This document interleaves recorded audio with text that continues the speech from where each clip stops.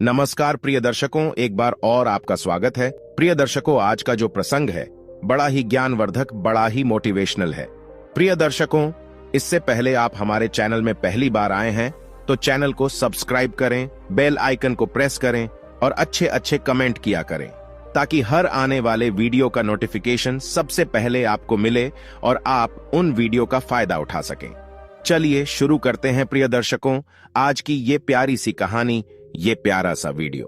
प्रिय दर्शकों, प्राचीन समय की बात है। एक राजा के पास महल में एक कबूतर था जो कि बहुत ही ज्ञानी था, जो उन्हें एक लंबी यात्रा के दौरान मिला था। राजा उस कबूतर को अपने महल में ले आते हैं और उस कबूतर से बातें करने लगते हैं। वह कबूतर बड़ा ही समझदार था, वह कबूतर बड़ा ही ज्ञानी था। उस कबूतर को राजा से इतना लगाव हो गया था, वह कबूतर राजा को रोज नई नई कहानी सुनाता था। कबूतर राजा से कहता है कि हे राजन, ये कहानी बड़ी ही ज्ञानवर्धक और प्रेरणादायक है। इस कहानी को ध्यान से सुनना। आज हम आपको एक ऐसे राजा की कहानी सुनाएंगे जो रोजाना अपनी बलि दिया करता था। राजा कबूतर से कहता है, हे कबूतर, तुम अपनी कहानी शुरू करो, हम बड़े ध्यान से आपकी कहानी को सुनेंगे। तब कबूतर कहानी शुरू करता है और कहता है, प्राचीन समय की बात है। राजा सूर्यभान की नगरी सूर्यपुर में एक ब्राह्मण रहता था जिसका विदेशों में जहाजों के द्वारा व्यापार करने का कार्य था। उस ब्राह्मण के 7 बेटे थे। सब भाइयों में राघव सबसे छोटा था। पिता ने 6 भाइयों की शादी कर दी थी, लेकिन 7वें की शादी करने से पहले ही वह ब्राह्मण ईश्वर को प्यारे हो गए। पिता के गुजर जाने के बाद जहाज लाद कर पार करने की सारी जिम्मेवारी 7 भाइयों पर आ गई और 7 भाई बड़ा दिल लगाकर अपने कारोबार में लगे हुए थे। राघव को सबसे छोटा होने के कारण मां तथा बड़े भाइयों के साथ साथ भाभियों का भी खूब प्यार मिलता था। राघव अपने भाइयों के साथ जहाज लादने के कारोबार में पूरा सहयोग देता था और शाम को अपने भाइयों के साथ घोड़े पर सवार होकर जब घर लौटता तो दरवाजे पर खड़ी होकर उसकी 6 भाभियां अपने पतियों को दाएं हाथ से लोटा भरकर पानी पीने के लिए देती और बाएं हाथ से अपने देवर को देती। एक रोज राघव ने सोचा, भाभी रोज मुझे बाएं हाथ से पानी पीने को देती है, आज मैं बड़ी भाभी से दाएं हाथ से पानी पीऊंगा। ऐसा सोचकर राघव ने शाम को काम से लौटने के बाद घर के दरवाजे पर पहुंचकर अपने खड़े होने के स्थान को बदलते हुए अपने बड़े भाई की जगह पर खड़ा हो गया और बड़ा भाई राघव की जगह पर खड़ा हो गया। बड़ी भाभी ने अपने दोनों हाथों में पानी से भरे लोटों को एक हाथ को दूसरे हाथ के ऊपर से करते हुए दाएं हाथ का लोटा अपने पति को दे दिया और बाएं हाथ में पकड़ा हुआ लोटा राघव को दे दिया। सभी ने पानी पी लिया, लेकिन राघव ने पानी पीने से पहले भाभी से यह सवाल पूछा कि भाभी, आज मैंने भैया के स्थान पर खड़ा होकर सीधे हाथ से दिया हुआ पानी पीना चाहा और आपने अपने हाथों को बदलते हुए मुझे बाएं हाथ से ही पानी दिया है, आपने ऐसा क्यों किया? उसकी बात सुनकर उसकी बड़ी भाभी ने उत्तर दिया, अगर तुम्हें सीधे हाथ का दिया हुआ पानी ही पीना है तो तुम अपनी पत्नी ले आओ। भाभी के यह कहे हुए शब्द राघव के दिल में तीर की तरह जा लगे। भाभी के कहे हुए शब्द राघव बर्दाश्त नहीं कर सका और वह बिना पानी पिए ही भाभी से कहने लगा, यह लो तुम अपने पानी का लोटा और मैं यहां से जा रहा हूं और अब मैं तभी वापस आऊंगा जब मुझे सीधे हाथ से पानी देने वाली मिल जाएगी, नहीं तो मेरा इस नगर में वापस लौटना संभव नहीं है। इतना कहकर राघव बिना पानी पिए ही घर से चला गया। चलते चलते वह अपने नगर से दूर शेरगढ़ पहुंच गया। उस राज्य में राघव और शांति का माहौल था, लेकिन वहां का राजा अपनी बेटी के स्वास्थ्य को लेकर बहुत ही दुखी था। राजा की बेटी बहुत ही सुंदर थी, लेकिन उसे एक असाध्य रोग ने घेर रखा था, जिसके कारण राजकुमारी हमेशा अचेत अवस्था में रहती थी। राजा ने बहुत सारे हकीम राजकुमारी को ठीक करने के लिए लगा रखे थे, लेकिन उनमें से कोई भी उस राजकुमारी को ठीक नहीं कर पा रहा था, जिसके कारण राजा मानसिक तौर पर बहुत दुखी रहता था। और अंत में राजा ने अपने राज्य में यह घोषणा करवा दी कि जो व्यक्ति मेरी बेटी को ठीक करेगा, मैं उससे अपनी बेटी का विवाह कर दूंगा और अपना आधा राज्य भी उसे दे दूंगा। राघव अब राजा हुक्म सिंह की राजधानी में पहुंचा तो उसने वहां पहुंचकर देखा कि वहां चारों ओर शांति का माहौल है और राजकुमारी की चर्चा चारों तरफ हो रही थी। राघव ने वहां एक व्यक्ति से पूछा कि यहां पर चारों तरफ यह किस तरह की चर्चा हो रही है? तो उस व्यक्ति ने बताया कि हमारे राजा की बेटी बहुत बीमार है और बहुत सारे वैद्य उसका इलाज करने के लिए लगे हुए हैं, लेकिन राजकुमारी ठीक नहीं हो पा रही है, जिसके कारण पूरे राज्य में दुख का माहौल है। उस व्यक्ति की बातें सुनकर राघव राजा के महल की ओर चला गया। राजा के महल में पहुंचकर जब उसने देखा कि वहां पर बहुत सारे वैद्य राजकुमारी को ठीक करने के लिए लगे हुए हैं, वह एक कोने में खड़ा होकर सभी हकीम वैद्य को देखने लगा और वह उनकी सारी गतिविधियों पर नजर रखने लगा। रोज की तरह सारे वैद्य शाम के समय हताश होकर अपने अपने घरों को लौटने लगे। तब राघव ने राजा के मंत्री से कहा कि महोदय, सभी अपना अपना प्रयास कर चुके हैं, अब मुझे भी राजकुमारी का इलाज करने की आज्ञा दी जाए। उसकी बातें सुनकर मंत्री ने उसका प्रस्ताव राजा के सामने रखा। तब राजा ने कहा, ठीक है, उसे बुलाया जाए। राघव को बुलाने पर राजा ने कहा, बोलो राघव, मेरी बेटी के इलाज के लिए क्या करना होगा? मुझे निवारण हेतु क्या करना होगा? तब राघव ने कहा, महाराज, मुझे एकांत में आपकी बेटी चंद्रप्रभा के साथ एक रात ठहरने की इजाजत दी जाए, जिससे मैं बीमारी के किसी नतीजे पर पहुंच सकूं। राजा ने राघव की बात को मान लिया और उस रात राजा ने अपनी बेटी चंद्रप्रभा के साथ राघव को उसके कक्ष में ठहरा दिया। राघव राजकुमारी से कुछ दूरी पर बैठ गया और वह उसकी पहरेदारी करने लगा। जैसे ही रात के 12 बजे का समय हुआ तो अचेत अवस्था में पड़ी हुई राजकुमारी के मुंह से एक नागिन बाहर निकली और वह महल के परिसर से होते हुए जंगल की ओर चली गई। नागिन के चले जाने के बाद राघव ने राजकुमारी को जगाकर उसके स्वास्थ्य के बारे में पूछा। तब उसने अपने आप को स्वस्थ बताया। उसके बाद राघव ने राजकुमारी को सो जाने के लिए कहा। राजकुमारी घनी रात होने के कारण फिर से सो गई और राघव वापस अपने स्थान पर बैठ गया। सुबह 4 बजे के आसपास वह नागिन वापस लौटी और चंद्रप्रभा के मुख के रास्ते से होते हुए उसके पेट में चली गई। राघव एक कोने में बैठा हुआ यह सब देख रहा था। जब सुबह हुई तो राजा सहित दूसरे मंत्री राघव के पास पहुंचे और वह राघव से पूछने लगे, राघव, तुम किसी नतीजे पर पहुंचे हो या नहीं? तब राघव कहने लगा कि महाराज, मैं नतीजे पर तो पहुंच गया हूं, लेकिन राजकुमारी के उपचार के लिए मुझे एक रात और चाहिए और कुछ सामग्री भी चाहिए। राजा ने राजकुमारी के स्वस्थ होने की आशा की खुशी में राघव से कहा, ठीक है।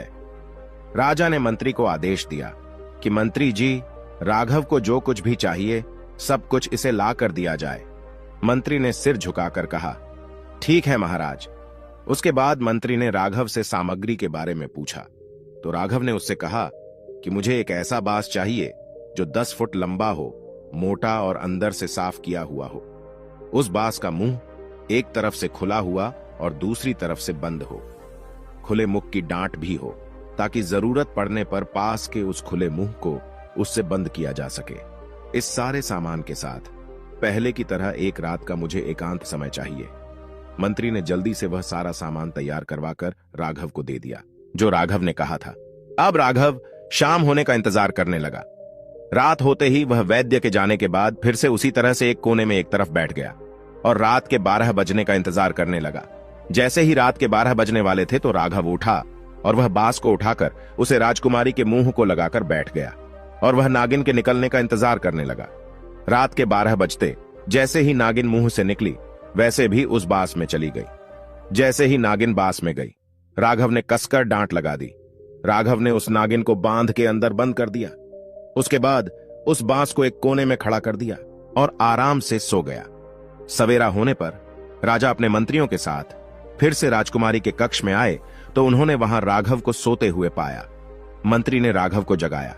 राजा ने राघव से पूछा, क्या तुम्हारा काम पूरा हो गया है? राघव ने कहा, जी हां महाराज, मेरा काम पूरा हो चुका है, लेकिन एक काम अभी बाकी है, उसे आपको अपने सैनिकों के द्वारा पूरा करवाना है। तब राजा ने उससे पूछा कि बताओ क्या काम है? तब राघव ने कहा, इस कोने में रखे बांस को ले जाकर अपने सैनिकों के द्वारा इस बांस को अच्छी तरह से कूटवा दो। महाराज का आदेश पाते ही सैनिक उस बांस को ले गए और पत्थरों से उस बांस को कूट दिया, जिससे नागिन उछलकर उसके अंदर ही मर गई। उसके बाद राघव ने राजा से कहा कि अब आप अपनी राजकुमारी को जगाइए और उससे उसके स्वास्थ्य के बारे में पूछिए।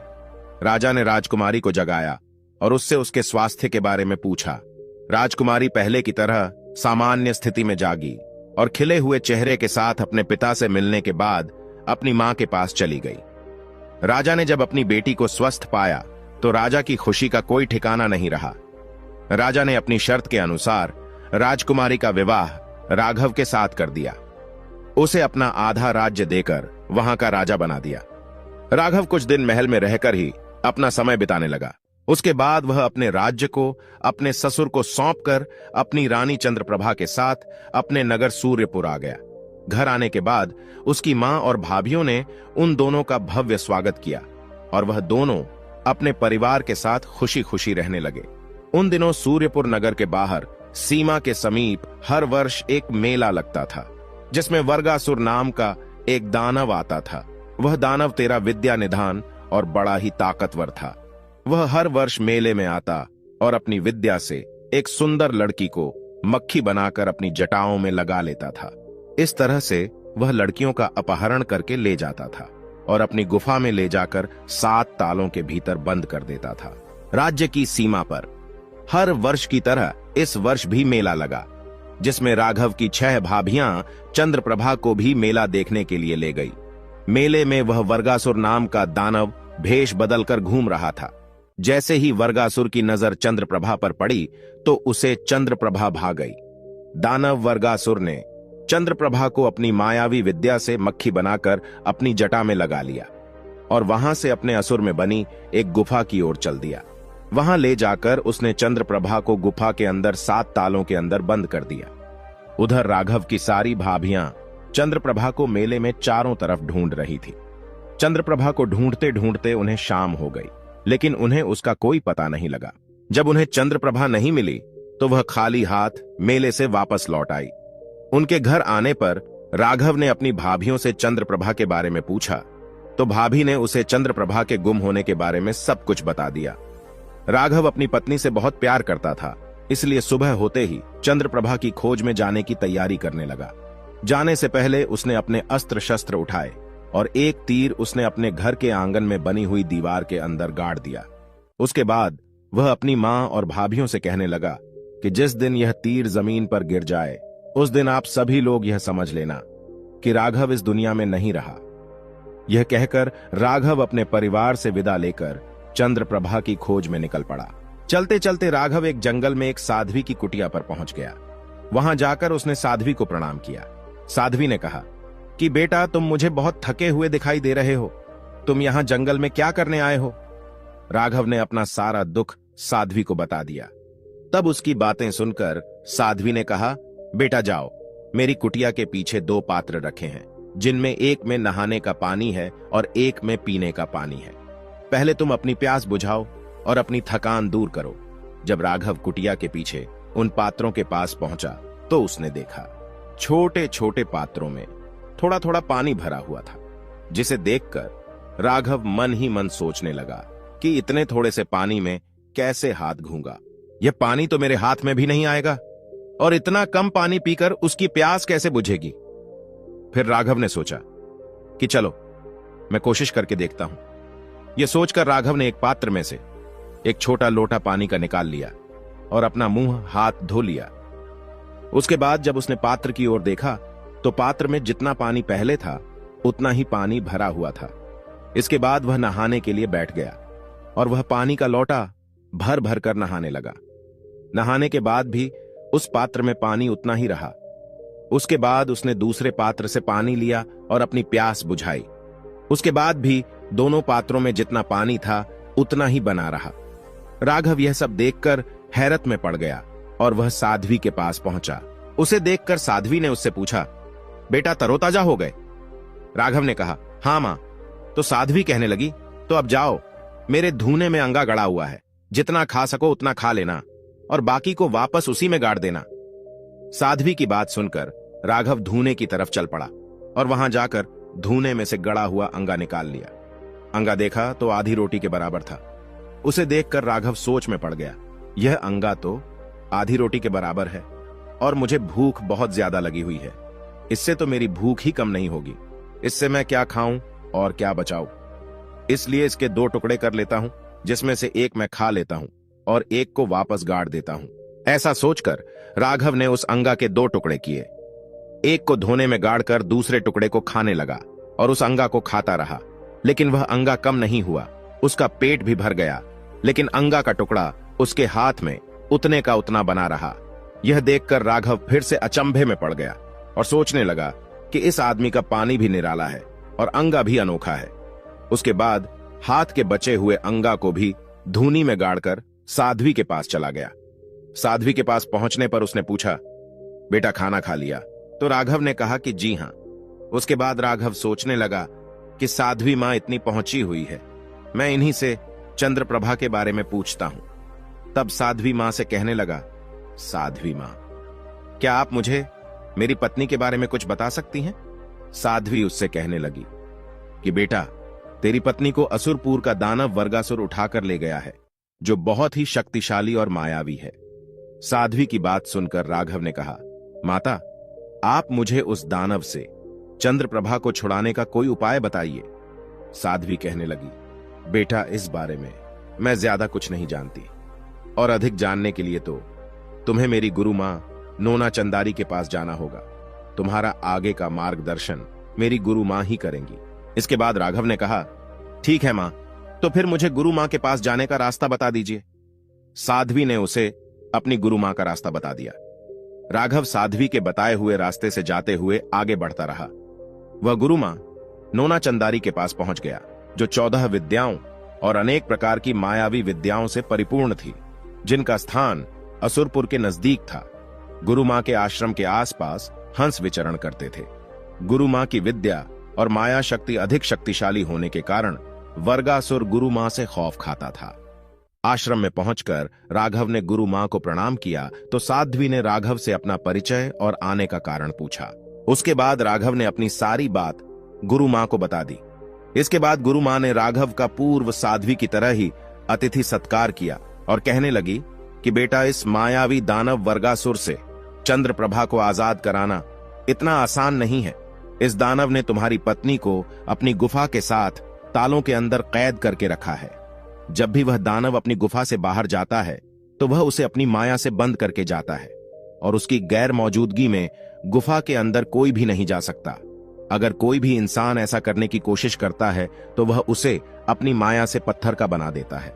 इसलिए तुम चंद्रप्रभा को छोड़ो और अपनी जान की परवाह करो, और यहां से सही सलामत अपने घर लौट जाओ। यह सुनकर राघव कहने लगा, मां, मुझे अपनी जान की फिक्र नहीं है।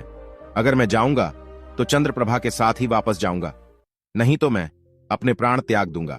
राघव की बात सुनकर साध्वी कहने लगी, ठीक है बेटा, जब तुमने ठान ही लिया है तो मेरी बात ध्यान से सुनो। जैसा मैं कहूंगी तुम्हें वैसा ही करना होगा। अगर तुमने मेरे कहे अनुसार कार्य किया तो तुम चंद्रप्रभा को वापस अपने साथ ले जा सकोगे, अन्यथा तुम्हारे द्वारा की गई एक भी भूल तुम्हें पत्थर का बना देगी। इतना सुनकर राघव ने कहा कि ठीक है गुरु मां, जैसा आप आदेश देंगी वैसा ही करूंगा। फिर साध्वी कहने लगी, बेटा, शाम का समय है, दानव अपनी गुफा पर होगा, इसलिए इस समय जाना ठीक नहीं है।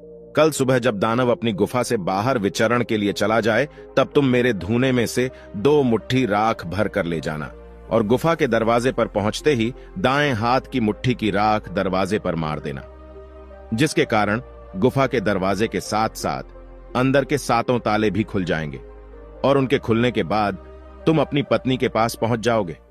लेकिन अभी तुम सिर्फ उससे मिल सकते हो, लेकिन उसे ले जा नहीं सकते। उसे अपने साथ ले जाने के लिए तुझे क्या करना होगा यह मैं तुझे बाद में बताऊंगी। जब तुम अपनी पत्नी से मिलने के बाद वापस आओगे तो जो तुम्हारे दूसरे हाथ में राख होगी उसे दरवाजे पर फेंक देना, जिससे गुफा के दरवाजे फिर से बंद हो जाएंगे, और तुम वहां से सीधे मेरी कुटिया में आ जाना।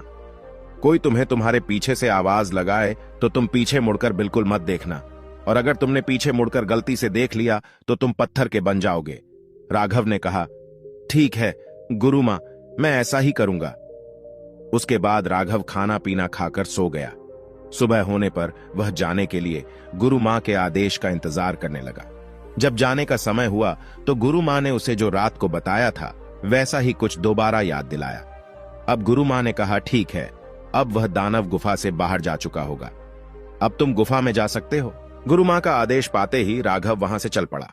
गुफा के द्वार पर पहुंचकर उसने जो दाएं हाथ में राख पकड़ रखी थी उसे दरवाजे पर फेंक दिया, जिससे गुफा के दरवाजे के साथ साथ अंदर के 7 ताले भी खुल गए, और वह बड़ी आसानी से गुफा के 7वें कक्ष में पहुंच गया, जहां उसने अपनी पत्नी को कैद में देखा। जैसे ही चंद्रप्रभा ने राघव को देखा तो वह उसे देखकर रोने लगी और कहने लगी कि हे नाथ, आप मुझे यहां से ले चलो। वह भी उसे देखकर भाव विभोर हो गया और उससे कहने लगा तुम चिंता मत करो, अब मैं आ गया हूं और मैं तुम्हें बहुत जल्दी यहां से लेकर जाऊंगा। अभी मैं तुम्हें यहां से लेकर नहीं जा सकता, अभी तुम्हें यहां कुछ और समय रहना पड़ेगा। पति की बात सुनकर उसे संतोष हो गया। उसके बाद राघव गुफा से बाहर आ गया और गुफा के दरवाजे से बाहर निकलकर उसने बाएं हाथ में पकड़ी हुई मुट्ठी की राख गुफा के दरवाजे पर फेंक दी, जिससे वह दरवाजा बंद हो गया। उसके बाद वह साध्वी की कुटिया की तरफ चल पड़ा। तभी दानव वहां आ गया और दानव ने राघव को वहां से निकलकर जाते हुए देख लिया और वह पीछे से राघव को मानव स्वर में आवाजें देने लगा कि हे पथितत, तेरे पीछे तेरा सामान गिर गया है, उसे तुम ले जाओ। जब राघव ने किसी मनुष्य की आवाज सुनी तो वह गुरु मां की कही हुई बात को भूल गया और उसने पीछे मुड़कर देख लिया। जैसे ही उसने पीछे मुड़कर देखा तभी वह पत्थर का बन गया। राघव के पत्थर का बनते ही उसके घर के बाहर की दीवार पर लगा हुआ तीर गिर गया। जैसे ही वह तीर गिरा तो उसकी मां और 6 भाभियां रोने लगीं। शाम के समय जब उसके भाई अपने काम से वापस लौटे तो उन्होंने अपने घर में मातम छाया हुआ देखा, तो अपनी मां से पूछा कि मां, आप सब रो क्यों रहे हो? तो उसने उन्हें बताया कि यह देखो, तुम्हारे अनुज भाई राघव के द्वारा गाड़ा गया तीर आज नीचे गिर गया है। इसका मतलब यह है कि आज तुम्हारा भाई हमारे बीच में नहीं रहा। 6 भाइयों ने जब तीर को देखा तो कहने लगे कि मां, तुम चिंता मत करो, हम अभी अपने छोटे भाई की खोज में निकलते हैं और उसे लेकर वापस आते हैं। इतना कहकर 6 भाइयों ने अपने तीर कमान उठाकर एक एक तीर दीवार में गाड़ दिया और मां से कहने लगे, राघव की तरह ही हमारे तीर भी जब तक दीवार में खड़े रहेंगे तब तक हम सही सलामत रहेंगे। जिस दिन यह तीर दीवार से गिर जाए तो यह समझ लेना कि हम लोग भी इस दुनिया से जा चुके हैं। सभी भाई मां की आज्ञा लेकर अपने अपने घोड़ों पर सवार होकर छोटे भाई की खोज में निकल जाते हैं। सभी भाई अपने छोटे भाई की खोज में जाते जाते जंगल में उस पहले वाली साध्वी के पास पहुंचे। साध्वी की कुटिया में पहुंचकर उन्होंने उनको प्रणाम किया और उनसे पूछा, गुरु मां, क्या आपने हमारे राघव नाम के छोटे भाई को देखा है? तब साध्वी ने आदर सत्कार करने के बाद कहा कि तुम्हारा छोटा भाई मेरी गुरु मां के पास गया था, आगे क्या हुआ होगा यह बात तो आपको मेरी गुरु मां ही बता सकती है। यह सुनकर सभी भाइयों ने साध्वी माता को प्रणाम किया और उनकी आज्ञा लेकर उनकी गुरु माता के पास आगे चल पड़े। काफी लंबा रास्ता तय करने के बाद वे सभी गुरु मां के आश्रम में पहुंच गए। वहां जाकर उन्होंने गुरु मां को प्रणाम किया तो गुरु माता ने उन सभी से पूछा कि आप लोग कौन हो और आप यहाँ किस लिए आए हैं और कहां से आए हैं? तब बड़ा भाई कहने लगा, गुरु मां, हम सभी राघव के बड़े भाई हैं और राघव और चंद्रप्रभा की खोज में हम घर से निकले हैं। उनकी बात सुनकर गुरु मां ने कहा कि आप लोग इतना लंबा सफर करके आए हैं, इसलिए थोड़ा विश्राम करके कुछ खा पी लो और यहां से वापस चले जाओ। उसके बाद उन सभी ने कहा कि हम अपने अनुज भाई और उसकी पत्नी के बिना घर वापस नहीं लौट सकते हैं, हम उनको अपने साथ में लेकर ही जाएंगे। तो गुरु मां कहने लगी कि वह देखो, तुम्हारा भाई पत्थर का बना हुआ खड़ा है और तुम्हारे भाई की पत्नी उस दुष्ट राक्षस की गुफा में 7 तालों के अंदर बंद है। तुम्हारे भाई राघव ने भी उसे गुफा से निकालने की कोशिश की थी। इसका परिणाम तुम्हारे सामने है। इसलिए अगर तुम अपनी जान की सलामती चाहते हो तो यहां से वापस लौट जाओ। गुरु मां की बात सुनकर सभी भाइयों ने कहा कि मां, हम घर जाएंगे तो अपने छोटे भाई और उसकी पत्नी के साथ ही जाएंगे, अन्यथा हम भी अपने प्राण त्याग देंगे। मां, हमारा भाई तो पत्थर का बन गया है, लेकिन उसकी पत्नी अभी भी उस दानव की गुफा में सही सलामत कैद है। तो गुरु मां, हम सभी चंद्रप्रभा से मिलकर आते हैं। जब गुरु मां ने उन सभी भाइयों के आपस में प्रेम को देखा तो वह कहने लगी कि ठीक है, जो भूल तुम्हारे छोटे भाई ने की थी वह भूल तुम लोग मत करना, अन्यथा तुम्हारा भी वही हाल होगा जो तुम्हारे भाई का हुआ है। वह सभी भाई कहने लगे कि गुरु मां, जैसा आपको कहोगी हम वैसा ही करेंगे। तब गुरु मां ने उन सभी भाइयों को राघव की तरह सारी बात समझा दी और वह कहने लगी, दानव को अभी अपनी गुफा में वापस लौट कर आने के लिए 3 घंटे का समय है। समय रहते ही तुम गुफा से वापस लौट आना और आते समय पीछे मुड़कर मत देखना। और उनको दोनों हाथ में धूनी की विभूत लेकर भेज दिया। वह सभी भाई उस दानव की गुफा पर पहुंचे और उन्होंने अपने दाहिने हाथ की विभूत दरवाजे पर फेंक दी, जिससे दरवाजे के साथ साथ गुफा के 7 द्वार भी खुल गए और सभी भाई गुफा के अंदर चले गए। अपने जेठों को अंदर आते देखकर चंद्रप्रभा उनके पैरों में रोते हुए गिर पड़ी और वह उनसे कहने लगी कि भाई साहब, आप मुझे यहां से ले चलिए। वह भी मुझे लेने आए थे, लेकिन मुझसे वादा करके चले गए और फिर वापस नहीं आए। उसके बाद सभी भाई कहने लगे, बेटी तुम चिंता मत करो, हम तुझे यहां से लेकर ही जाएंगे, लेकिन तुम्हें अभी एक दिन का और धैर्य रखना होगा। हम तुझे लेकर जाने का तरीका गुरु मां से जानकर दोबारा ले आएंगे और तुझे यहां से लेकर जाएंगे। चंद्रप्रभा को अपने जेठों द्वारा कही गई बात का भरोसा हो गया। वह सभी गुफा से बाहर निकलकर बाएं हाथ की विभूति से द्वार को बंद कर देते हैं। अभी वह वहां से निकले ही थे, तभी वहां पीछे से वर्गासुर दानव आ जाता है और अपनी गुफा से बाहर निकलते हुए राघव के भाइयों को भी देख लेता है। वह एक पीड़ित मनुष्य की आवाज बनाकर कहने लगता है कि हे मेरे भाइयों, मैं एक लंगड़ा व्यक्ति हूं, तुम्हारे पीछे पीछे आ रहा हूं। मैं चलने में बहुत ही असमर्थ हूं, जरा मुझे भी थोड़ा सा सहारा दे दो ताकि मैं भी अपने घर पहुंच जाऊं। ईश्वर आपका भला करेगा। पीड़ित मनुष्य की आवाज सुनते ही उनके भाइयों ने भी वही गलती कर दी जो उनके छोटे भाई राघव ने की थी। गुरु मां की चेतावनी देने के बावजूद भी पीड़ित मनुष्य द्वारा लगाई गई आवाज पर उनका ध्यान चला गया और उन सभी ने पीछे मुड़कर देख लिया। पीछे देखते ही सभी भाई पत्थर के बन गए। उन सभी भाइयों के पत्थर का बन जाने के बाद वह दानव उन्हें गुफा के अंदर किया और चंद्रप्रभा से कहने लगा कि मेरे पीछे से यहां पर कौन आया था। तब चंद्रप्रभा कहने लगी, मुझे क्या पता, मैं तो यहां पर 7 तालों के भीतर कैद हूं। क्या कोई 7 तालों के भीतर कैद रहकर बाहर की दुनिया में घट रही घटनाओं के बारे में कुछ बता सकता है? गुफा के अंदर बाहर चारों तरफ निगरानी करने के बाद दानव कहने लगता है कि उन गुस्ताखियों को तो मैंने सजा दे दी है, देखता हूं अब कौन आता है। उसकी सजा देने की बात को सुनकर चंद्रप्रभा के पैरों तले से जमीन खिसक गई और वह सोचने लगी कि हो ना हो इसने जरूर मेरे जेठ भाइयों को मार डाला है। इसके बाद चंद्रप्रभा भी जीने की उम्मीद छोड़ देती है। इधर जैसे ही 6 भाई पत्थर के हुए, उनके घर के बाहर बनी दीवार में से 6 के 6 तीर नीचे गिर पड़े। इनको देखकर उनकी मां और उनकी पत्नियां रोने लगी, विलाप करने लगी। उन्हें रोते रोते सुबह से शाम हो गई और शाम से रात हो गई, लेकिन उनका रोना और विलाप करना कम नहीं हुआ। उनके राज्य के राजा सूर्यभान हर रोज रात को अपने नगर सूर्यपुर की प्रजा की खैर खबर लेने के लिए अलग अलग रूप में निकलते थे। उस रात को भी वह राजा अपने घोड़े पर सवार होकर प्रजा की खैर खबर लेने के लिए निकले थे। पूरे नगर का चक्कर लगाने के बाद अंत में राजा जब उस तरफ पहुंचे जहां ब्राह्मणी और उसकी 6 बहुएं विलाप कर रही थी, तो उन्हें देखकर वे उनके पास रुक गए। उनके पास जाकर उस ब्राह्मणी से राजा ने पूछा कि मां, तुझे क्या कष्ट है? तुम इतनी रात गए अपनी बहुओं के साथ क्यों विलाप कर रही हो? तो वह बूढ़ी मां कहने लगी कि क्या बताऊं महाराज, मेरे 7 बेटे थे जिनकी 6 बहुएं यहां पर मौजूद है और एक बहू मेले से गायब हो गई। जिसकी तलाश में गए हुए मेरे 7 बेटे अब इस दुनिया में नहीं रहे। अब हम उनके बिना कैसे जिएंगे? ब्राह्मणी की दुख भरी कहानी सुनते हुए राजा सूर्यभान कहने लगे कि हे मां, तुम चिंता मत करो, तुम्हारे बेटों को लेने के लिए मैं जा रहा हूं और मैं वापस तभी आऊंगा जब तुम्हारे बेटे और बेटे की पत्नी मेरे साथ होंगे और उनकी खैर खबर मेरे साथ होगी।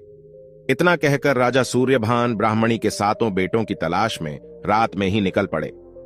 रात भर घुड़सवारी करने के बाद वह एक नगर कंचनगढ़ में पहुंच गए। सारी रात थके हारे हाथ धोने और थोड़ा विश्राम करने के लिए एक ब्राह्मणी सुगंधा के घर पहुंच गए। उसके परिवार में सुगंधा के पति पहले ही गुजर चुके थे। सुगंधा के घर उसका एक पुत्र और उसकी एक नवविवाहिता पत्नी थी, जो हाथ में अंगना डाले हुए झाड़ू लगा रही थी। जब सूर्यभान की नजर उस नवविवाहिता के कंगना पर पड़ी, तो वह उस ब्राह्मणी से पूछने लगे कि मां, यह बहू के हाथ में कंगना कैसे? क्या यह अभी तक खुला नहीं है? उसकी बात सुनकर ब्राह्मणी बोली कि बेटा, मेरी नवविवाहिता बहू के हाथ में कंगना इसलिए नहीं खुल पाया क्योंकि मेरा बेटा राजा धीर सिंह के यहां काम करता है। वह राजा धीर सिंह की पहरेदारी की नौकरी करता है और वहां से राजा ने उसे अवकाश नहीं दिया, इसलिए वह शादी करते ही वापस चला गया और बहू का कंगना इसलिए नहीं खुल पाया है। इतना सुनते ही राजा सूर्यभान बोले कि मां, ऐसा कौन सा राजा है जिसने दुल्हन के कंगना को खोलने के लिए भी समय नहीं दिया? तो ब्राह्मणी बोली, इसी कंचनगढ़ का राजा धीर सिंह है।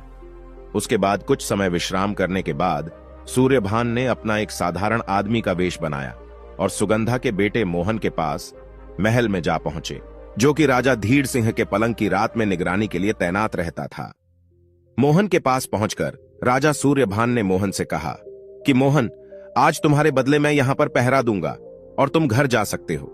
जब तक हमारा संकेत तुम्हें ना मिले तुम अपने घर पर रहोगे और तुम्हारे बदले पहरा हम देंगे। उसके बाद मोहन अपने घर चला गया और उधर राजा सूर्यभान सारंग वेश में राजा धीर सिंह के वहां पहरा देने लगे। उस नगर से बाहर जंगल में एक चंडी की मड़ी थी। राजा धीर सिंह प्रतिदिन रात के 12 बजे पलंग कर वहां एक चंडी की मड़ई पर जाते थे। उस रात भी जब वह उस तरफ चल पड़े तो सूर्यभान भी छुपते छुपाते राजा के पीछे पीछे चल पड़े। राजा धीर सिंह ने रोज की तरह चंडी की मढ़ी पर पहुंचकर अपने आप को खौलते हुए तेल की कड़ाही में डाल दिया और कुछ देर बाद वहां चंडी प्रकट हुई और उसने एक कपड़े के आसन पर बैठकर राजा धीर सिंह के कंकाल को तेल की कड़ाही से चिमटी की सहायता से बाहर निकाला और एक केले के पत्ते पर रख दिया। उसके बाद वह कड़ाही के तेल को निकालकर पी गई। इसके बाद चंडी ने पास रखे औरत के पात्र में से कुछ बूंदे ली और उन्हें कंकाल पर डाल दिया, जिससे राजा धीर सिंह फिर से जीवित होकर खड़े हो गए। उन्होंने चंडी के पैर छूकर प्रणाम किया। पैर छूते ही चंडी ने अपने बैठे हुए आसन को उठाकर राजा धीर सिंह को दे दिया और मां ने कहा कि धीर सिंह अब इस आसन में से 1.25 मन सोना झाड़ लें। राजा धीर सिंह ने आसन लेकर उसे छाड़ना शुरू कर दिया। राजा धीर सिंह राज कार्य पूर्ण होने के कारण इसी प्रकार वहां जाते और अपनी आहुति देकर 1.25 मन सोना प्राप्त करते थे। इसके बाद सोने को ले जाकर सुबह सभी याचकों को दान कर देते थे।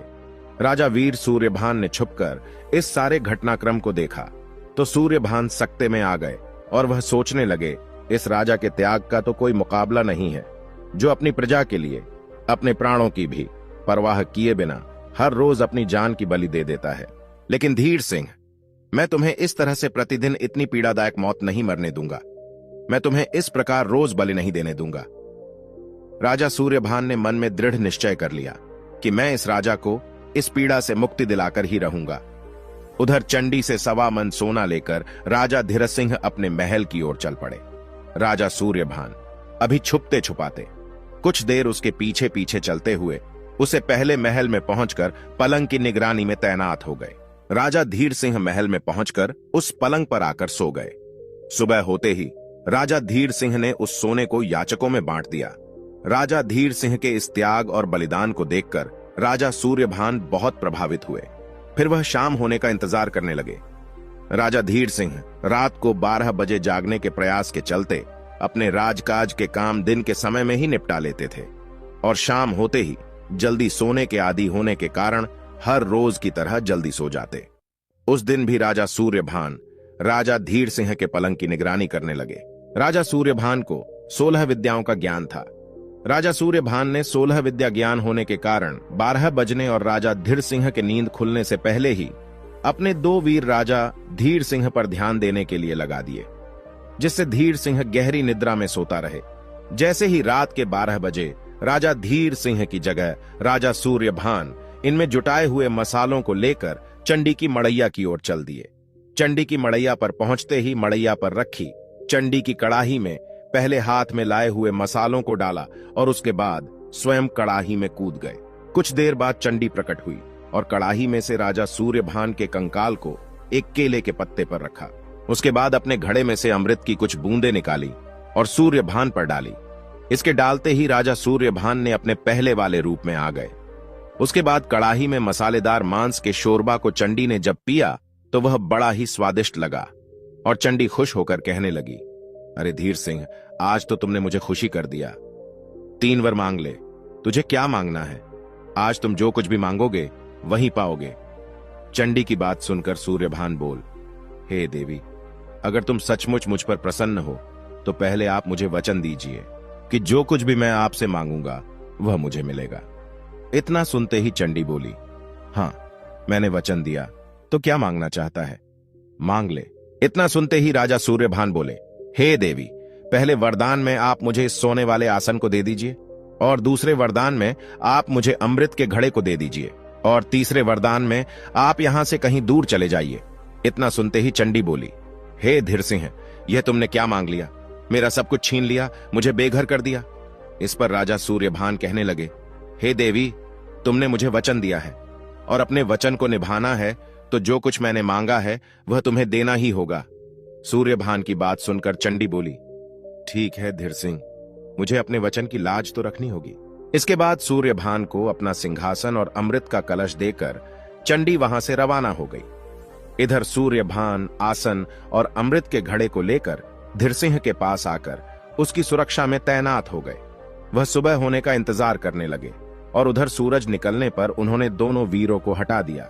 वीरों के हटते ही राजा धीर सिंह की नींद खुल गई और राजा धीर सिंह हड़बड़ाकर उठे और अपने चारों तरफ सूरज का उजाला देखकर विचलित हो गए। अपने परिसर में लगी याचकों की भीड़ को देखकर अपने आप पर क्रोधित होते हुए सोचने लगे कि आज रात 12 बजे मेरी नींद क्यों नहीं खुली। अब मैं इन याचकों को क्या दूंगा। अपने याचकों की आशाओं को मैं पूरा नहीं कर सका तो मुझे अब जीने का कोई अधिकार नहीं है। ऐसा सोचकर राजा धीर सिंह अपनी जान खत्म करने के इरादे से अपने विश्राम कक्ष में गए और अपनी कटार खींचते हुए वह अपने ऊपर वार करना ही चाहते थे। तभी उनका पीछा करते हुए राजा सूर्यभान उनके कक्ष में पहुंच गए। राजा सूर्यभान ने राजा धीरज सिंह का हाथ पकड़ते हुए उनके हाथ से कटार छीनकर फेंक दी और उन्हें रोकते हुए कहने लगे, हे राजन, आप यह क्या करने जा रहे थे। आप जैसे राजा की इस नगर को ही नहीं बल्कि पूरे दुनिया को जरूरत है। आपको जीना है और अपने दरबार पर आए हुए हर फरियादी का जीवन इसी तरह से खुशियों से भरना है। उनकी बात सुनकर राजा धीर सिंह कहने लगे कि यह सब कैसे होगा। तब राजा सूर्यभान ने मुस्कुराते हुए अपने पीठ के पीछे छिपाए हुए चंडी वाले आसन को निकालकर राजा धीर सिंह को दे देते हैं और कहते हैं कि यह लो राजन, तुम्हारी समस्या का समाधान हो गया। राजा धीर सिंह चंडी वाले आसन को देखकर सकते में आ जाते हैं और एक निराश और हताश याचक के भाव से सूर्यभान की तरफ देखते हुए कहते हैं कि महोदय, आप मुझे अपना परिचय दीजिए। आप एक सैनिक तो नहीं हो सकते। आप अपना परिचय देकर मुझे कृतार्थ कीजिए। कृपया मुझे अपना परिचय दीजिए। मैं आपका परिचय जानने के लिए बहुत उत्सुक हूं। उनकी बात सुनकर अपना परिचय देते हुए राजा सूर्यभान ने अब तक का अपना सारा घटनाक्रम और आने का कारण सब कुछ राजा धीर सिंह को बता दिया। राजा धीर सिंह सूर्यभान का नाम सुनते ही राजा सूर्यभान के पैरों में गिर पड़े और कहने लगे, महाराज, मेरी खता के लिए मुझे माफ कर दीजिए। जिनके चरणों की धूल मुझे अपने माथे पर लगानी चाहिए थी, अनजाने में ही मैं उनसे अपने पलंग की निगरानी करवा बैठा।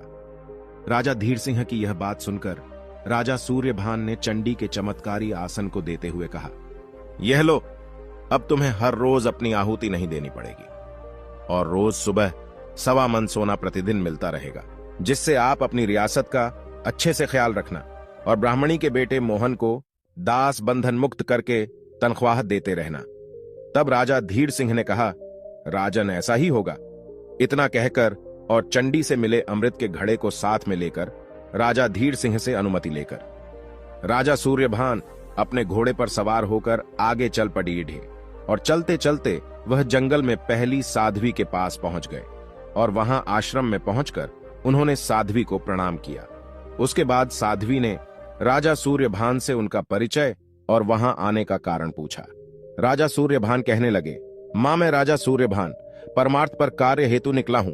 क्या आप मुझे ब्राह्मणी के 7 बेटों के बारे में कुछ बता सकते हैं। तब साध्वी कहती है, बेटा, मैं ज्यादा कुछ तो नहीं बता सकती। वह सभी भाई मेरे पास आए तो जरूर थे, लेकिन उसके बाद वह सभी मेरी गुरु मां से मिलने उनके आश्रम की तरफ गए थे। उनके बारे में ज्यादा जानकारी आपको मेरे गुरु से ही मिल सकती है। उनकी बात सुनकर राजा सूर्यभान ने कहा, ठीक मां, तो मैं चलता हूं। साध्वी की आज्ञा लेकर राजा सूर्यभान ने उनकी गुरु मां के आश्रम की तरफ चल पड़े। चलते चलते लंबा सफर करते हुए राजा सूर्यभान गुरु मां के आश्रम में पहुंच जाते हैं। वहां पहुंचकर उन्होंने गुरु मां के चरणों में दंडवत प्रणाम किया और उसके बाद गुरु मां ने राजा सूर्यभान से उनका परिचय पूछा और आने का कारण पूछा। तो सूर्यभान बड़े ही भाव से कहने लगे, मां, मैं सूर्यभान परमार्थ कार्य हेतु ब्राह्मणी के 7 बेटों की खोज में निकला हूं। राजा सूर्यभान के मुख से 7 बेटों का नाम सुनते ही गुरु मां कहने लगी कि बेटा, वे 7 भाई तो पत्थर के हो चुके हैं, उनके साथ तुम भी क्यों पत्थर का होना चाहते हो। वह 7 भाई कुछ नहीं कर पाए तो तुम क्या कर पाओगे। इसलिए बेटा, तुम अपनी जान की फिक्र करो और यहां से वापस लौट जाओ। गुरु माता की बात सुनकर राजा सूर्यभान कहने लगे कि मां, मैं एक दुखियारी मां को उसके बेटों की खैर खबर लेने का वचन देकर आया हूं। उनको साथ में लिए बगैर मैं यहां से वापस नहीं जाऊंगा। अगर जाऊंगा तो उनको साथ लेकर ही जाऊंगा, चाहे मेरी जान ही क्यों ना चली जाए। सूर्यभान की बातें सुनकर गुरु माता कहने लगी, ठीक है बेटा, जैसी तुम्हारी इच्छा, लेकिन जो गलतियां सातों भाइयों ने की थी उन गलतियों को तुम मत करना, अन्यथा जो परिणाम उनका हुआ है वही तुम्हारा भी होगा। जैसा जैसा मैं तुझे कहती जाऊं तुम वैसा वैसा करते जाना। इस पर राजा सूर्यभान कहने लगे, ठीक है मां, जैसा आप आदेश देंगी मैं बिल्कुल वैसा ही करूंगा।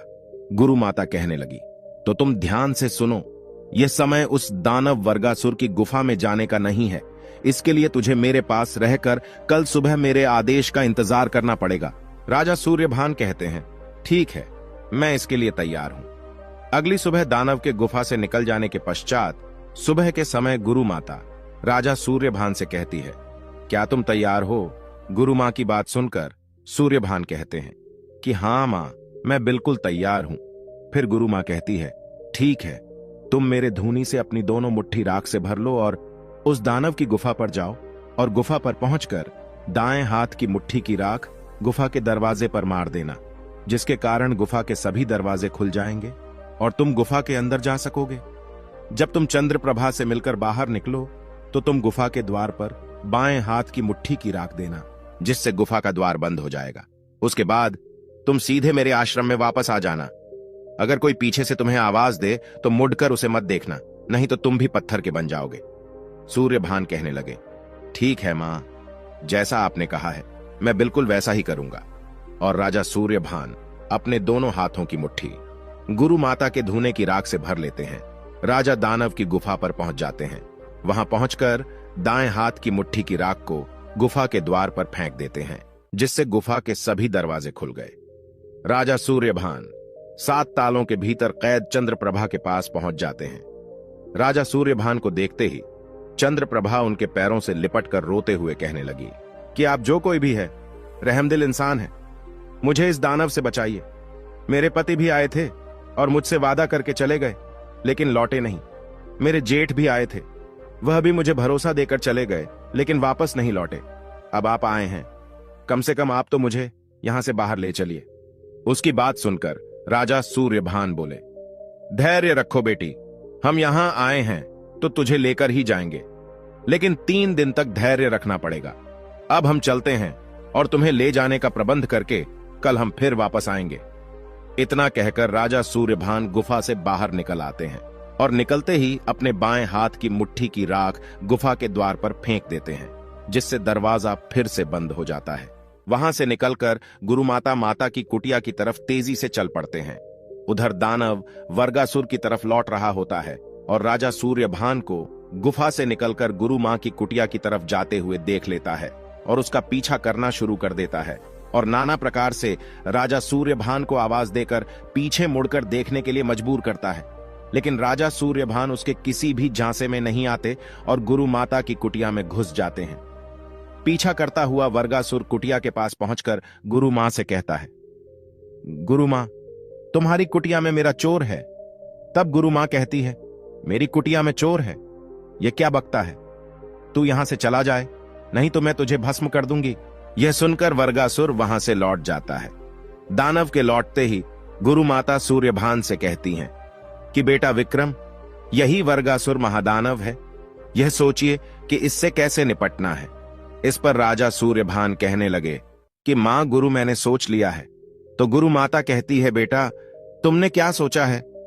सूर्यभान कहने लगे कि मैं कल गुफा में फिर से जाऊंगा। गुरु मां कहने लगी, गुफा पर जाने से क्या होगा? सूर्यभान कहते हैं, तुम देखती जाओ मां, मैं क्या करता हूं। गुरु माता कहने लगी, ठीक है बेटा। उसके बाद अगले दिन दानव के चले जाने के बाद राजा सूर्यभान ने अपनी दोनों मुट्ठी राख से भरकर गुफा पर पहुंच गए और दाएं हाथ की मुट्ठी की राख गुफा के दरवाजे पर फेंकी। गुफा के दरवाजे खोलकर अंदर चले गए। वहां पहुंचकर वह चंद्रप्रभा से कहते हैं, बेटी आज यह दानव तुम्हारे पास लौट कर आए तो उससे उसके काल के बारे में पूछना, मैं यहां कल फिर से आऊंगा।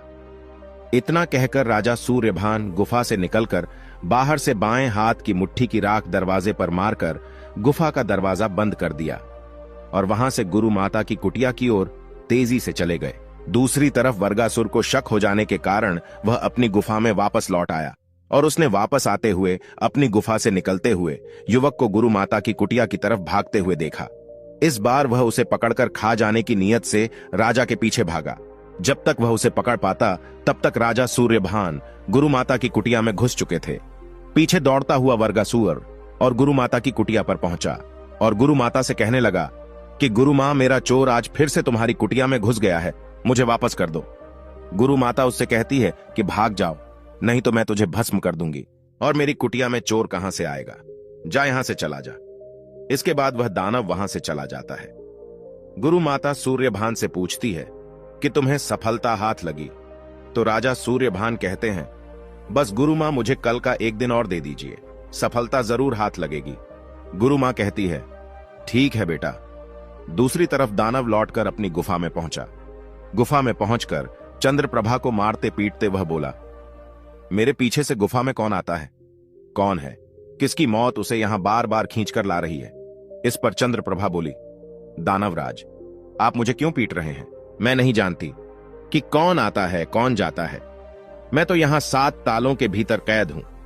दानवराज, मुझे एक बात की शंका है। अगर कोई यहां आता है तो यह चिंता की बात है। अगर आपकी गुफा की मजबूत सुरक्षा को कोई भेद सकता है, वह व्यक्ति आपके लिए काल भी बन सकता है। और अगर आप नहीं रहे तो मैं यहां पर घुट घुट कर मर जाऊंगी। इतना सुनकर दानव वर्गासुर जोर जोर से हंसने लगा और कहने लगा कि मेरा काल मुझे मारने वाला तो पैदा ही नहीं हुआ। उसकी बात सुनकर चंद्रप्रभा बोली कि मगर मुझे यकीन नहीं होता।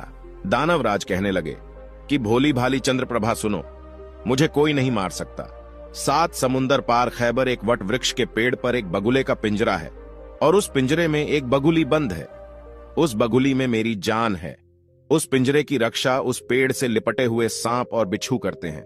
उनके रहते उस पिंजरे को कोई छू भी नहीं सकता।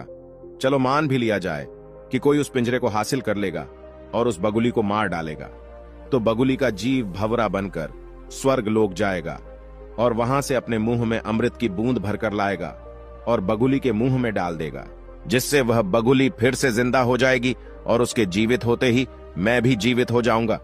पहले तो 7 समंदर पार करके जाना किसी के लिए भी मुमकिन नहीं है, इसलिए चंद्रप्रभा चिंता करना गलत है। तुम निश्चिंत हो जाओ, मुझे कोई नहीं मार सकता। इतना कहकर दानव अगले दिन सुबह अपना पेट भरने के लिए जंगल की ओर चला जाता है। दानव के जाने के बाद राजा सूर्यभान उस गुफा के अंदर आते हैं। दानव के काल के बारे में जानकर बहुत खुश होते हैं और जल्दी वापस पहुंचकर गुरु मां से कहते हैं कि मां, दानव के काल का राज मिल गया, उसकी मौत का रहस्य मिल गया।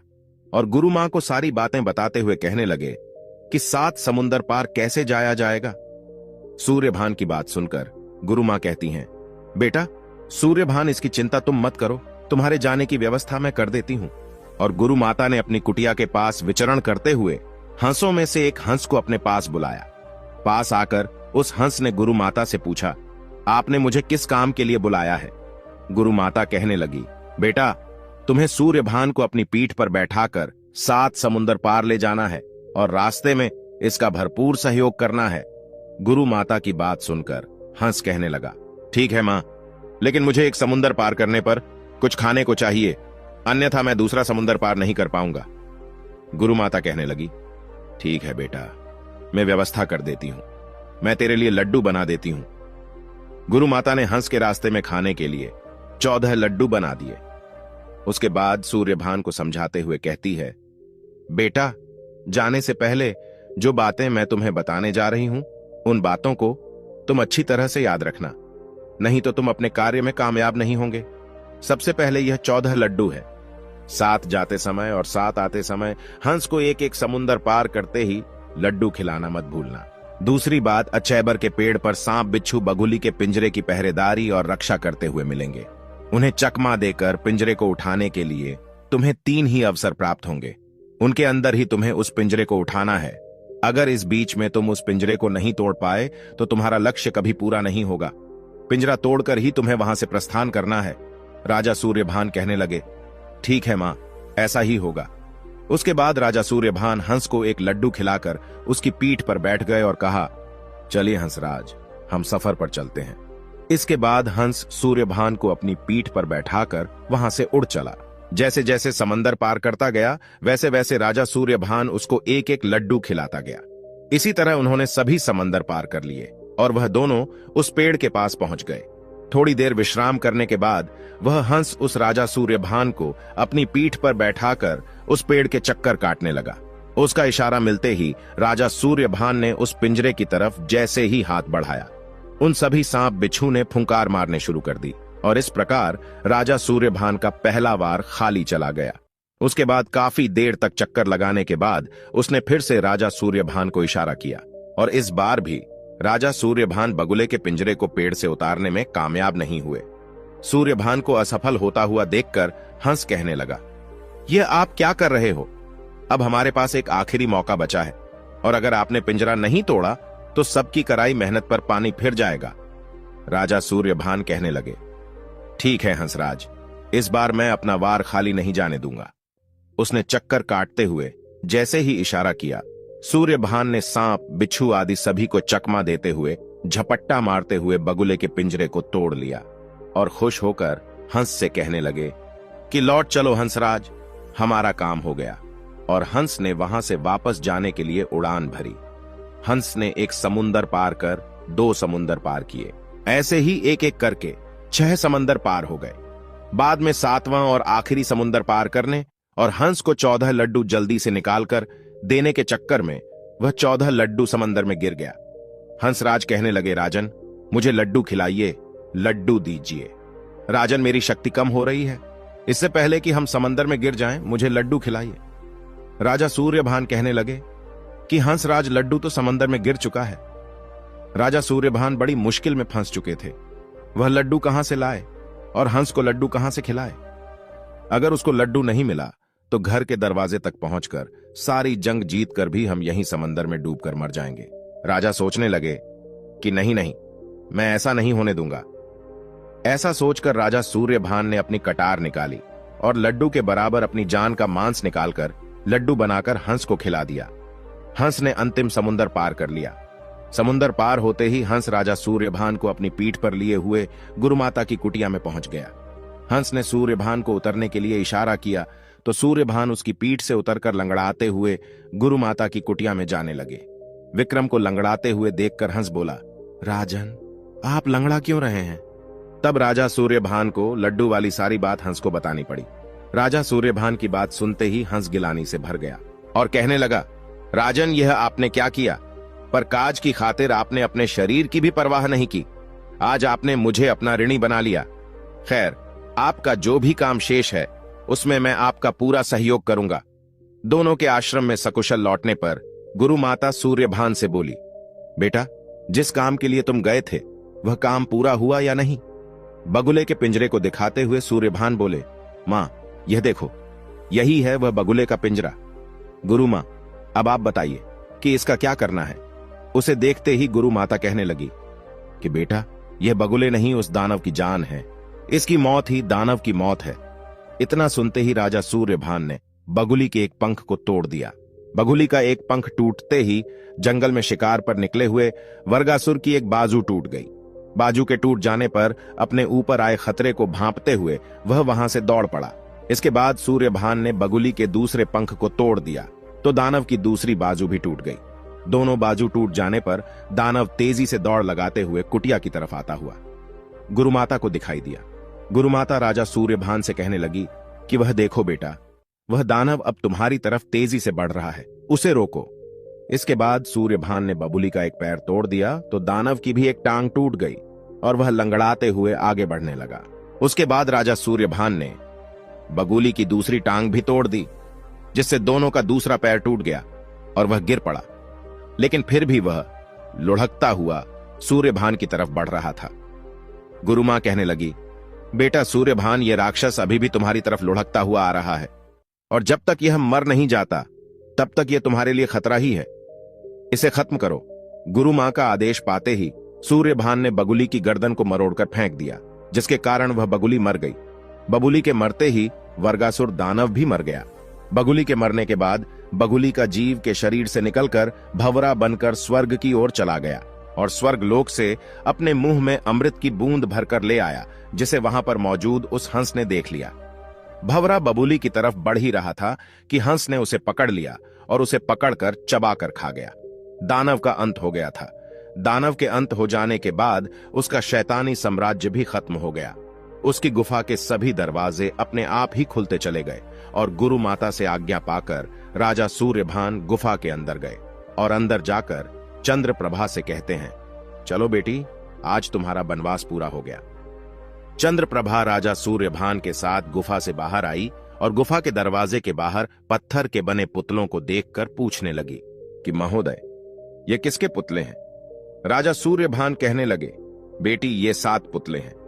ये सभी पुतले तुम्हारे पति और तुम्हारे जेठ भाइयों के हैं, जिनको इस दानव ने पत्थर का बना दिया था। इसलिए यह सभी वापस लौटकर तुम्हारे पास नहीं पहुंचे। राजा सूर्यभान की बात सुनकर चंद्रप्रभा रोने लगी।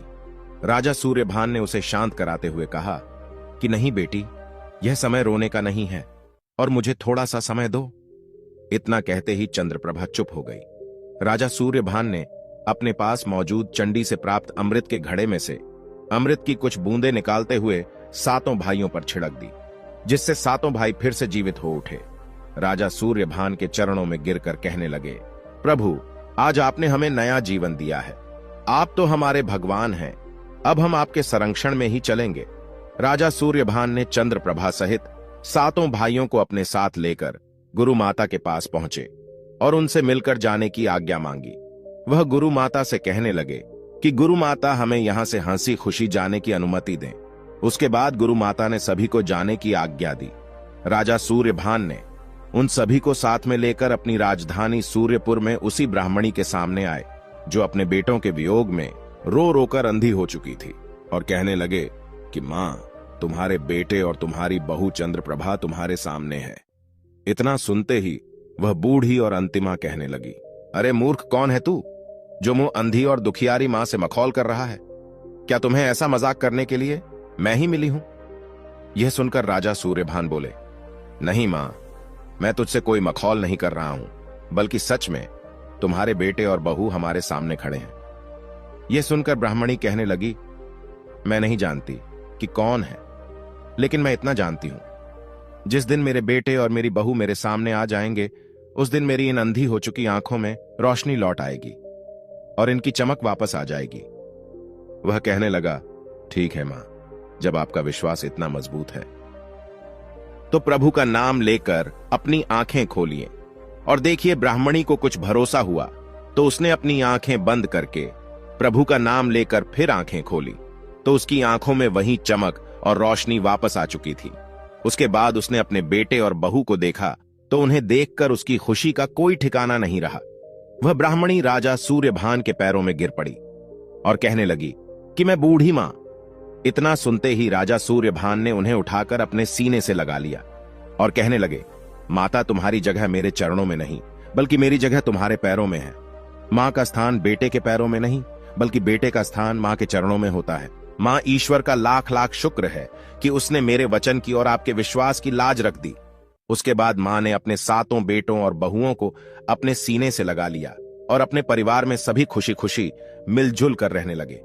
वह बूढ़ी ब्राह्मणी राजा सूर्यभान को बार बार आशीर्वाद देने लगी और अपने बेटों और बहुओं के साथ खुशी खुशी सूर्यपुर नगरी में अपना जीवन व्यतीत करने लगी। प्रिय दर्शकों, हमारी आज की कहानी, आज का वीडियो यहां समाप्त होता है। हम उम्मीद करते हैं कि आपको ये कहानी पसंद आई होगी और आप इससे ढेर सारी प्रेरणा लेंगे। मिलते हैं अगली ज्ञान चर्चा के साथ अगले वीडियो में। तब तक के लिए नमस्कार, धन्यवाद।